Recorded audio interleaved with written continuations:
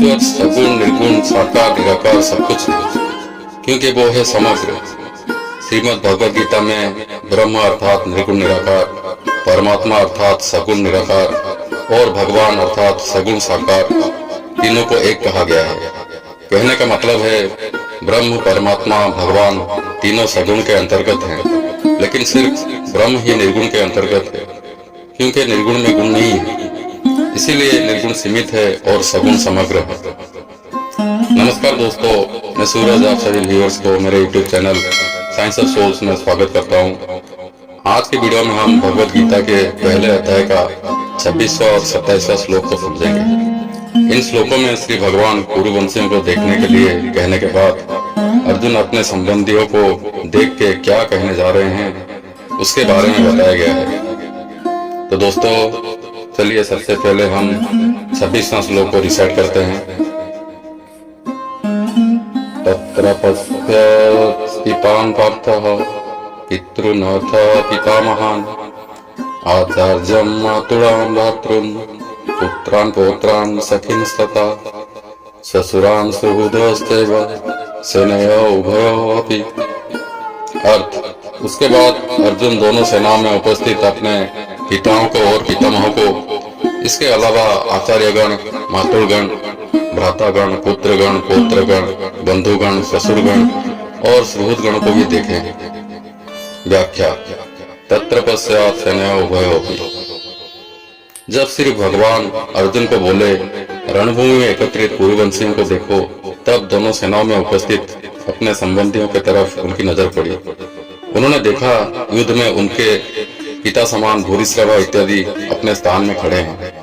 भीष्म, सोमदत्त इत्यादि पितामह, इसके अलावा द्रोणाचार्य, कृपाचार्य आदि आचार्यगण, मतलब कुलगुरु और विद्यागुरु युद्ध के लिए खड़े हैं।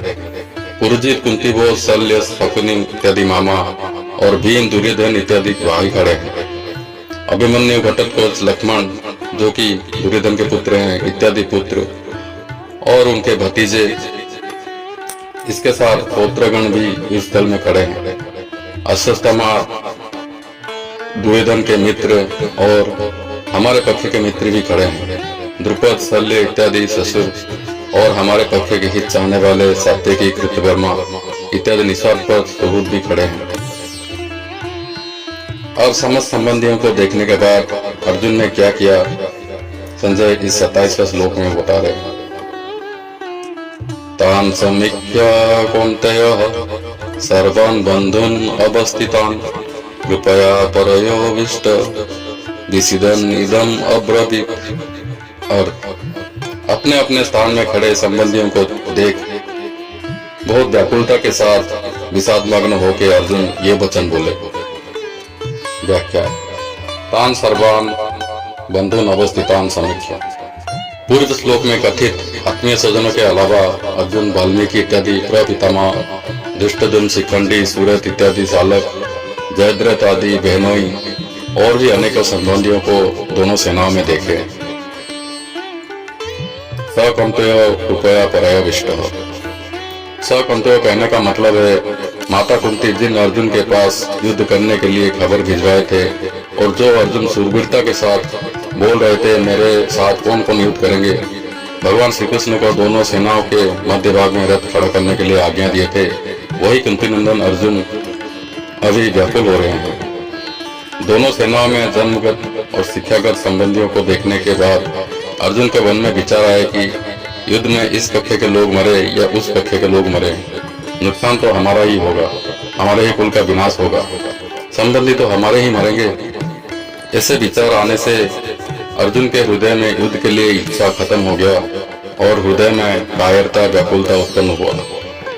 इस कायरता को श्री भगवान आगे की श्लोक में कस्मलम और हृदय दुर्बल्यम बोल रहे हैं और अर्जुन भी इसे कार्पण्य दोषा बहुत स्वभाव कह के स्वीकार कर रहे हैं। अर्जुन के ऊपर कायरता हावी हो गया है। कृपया विष्ट, इससे सिद्ध होता है कि कायरता पहले नहीं था, अब आया है। इसीलिए ये कायरता रूपक दोष स्थायी नहीं रह सकता, लेकिन शूरवीरता अर्जुन के भीतर स्वाभाविक रूप से विद्यमान है। अत्यंत कायरता क्या है? बिना किसी कारण के निंदा, तिरस्कार, अपमान देने वाले, दुख देने वाले, शत्रुभाव रखने वाले, विनाश करने के लिए चेष्टा करने वाले दुर्योधन, दुशासन, शकुनी इत्यादि को अपने सामने युद्ध करने के लिए उपस्थित हुआ देख के भी उनको मारने के लिए विचार ना आना और उनके विनाश के लिए चेष्टा ना करना ही कायरता रूपक दोष है। अर्जुन के मन में ये व्याकुलता इतना प्रबल हो गया है कि उनके अनिष्ट चाहने वाले, समय समय पर अनिष्ट करने के लिए चेष्टा करने वाले अधर्मी और पापियों के लिए भी करुणा उत्पन्न हो रहा है। विषितंतन अप्रवृत्त युद्ध के परिणाम स्वरूप कुटुंब, कुल और देश का क्या होगा, कितना विनाश होगा, ये सोचकर अर्जुन बहुत दुखी हो रहे हैं।